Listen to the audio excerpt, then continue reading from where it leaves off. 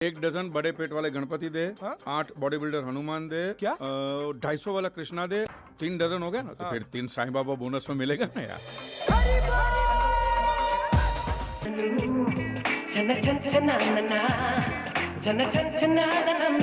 क्या छोकरी है रे, एकदम हीरोइन का माफिक। शादी के लिए भारत आई है, 50 करोड़ की जायदाद। আইএমডিবির বিচারে সেরা বলিউডের এই 7টি কমেডি সিনেমা দেখলে হাসতে হাসতে পেটে খিল ধরে যায় দর্শকদের। একবার নয়, দুইবার নয়, বারবার দেখেও এই সিনেমাগুলো কোনোদিনও পুরনো হওয়ার নয়।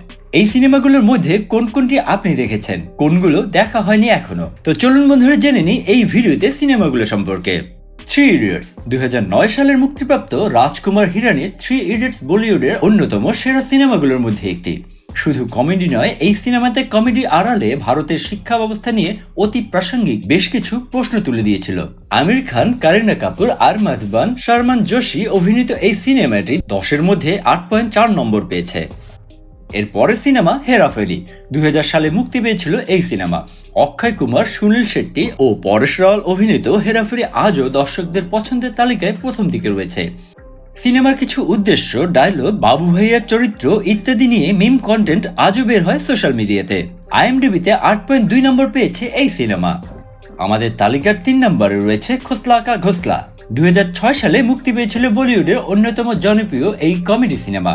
দিবাকর ব্যানার্জির পরিচালনায় বোমান ইরানি, অনুপম খের, পারভিন দাবস অভিনীত এই সিনেমা আইএমডিবিতে 8.2 নম্বর পেয়েছে।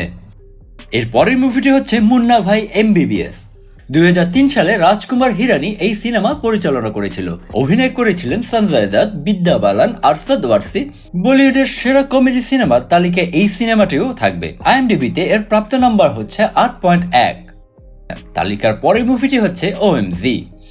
অক্ষয় কুমার, পরেশ রাওয়াল অভিনীত ও মাই গড 1 ও 2 দুটোই দর্শকদের থেকে ব্যাপক ভালো প্রতিক্রিয়া পেয়েছে। ও মাই গড প্রথম পার্ট মুক্তি পেয়েছিল 2003 সালে।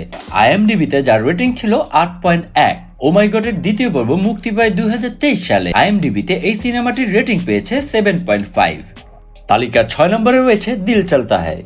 আমির খান, অক্ষয় কুমার, প্রীতি জিন্তা, সাইফ আলী খান অভিনয় করেছিলেন ফারহান আক্তারের এই সিনেমাতে। এই সিনেমাটি মুক্তি পেয়েছে 2001 সালে। আইএমডিবিতে রেটিং পেয়েছে 8.1। আমাদের তালিকার শেষ ও 7 নম্বরে রয়েছে আন্দাজ আপনা আপনা।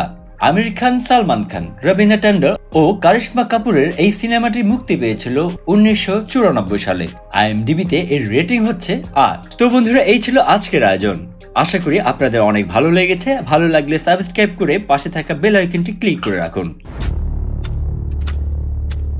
বন্ধুরা, আপনাদের জন্য সেলিব্রিটিদের lifestyle, gossip, Hollywood, Bollywood, Dhallywood আর টিভি ইন্ডাস্ট্রির সব ধামাকাদার খবর দিয়ে থাকে। তো বন্ধুরা, আমাদের চ্যানেলটি সাবস্ক্রাইব করতে একদম ভুলবেন না।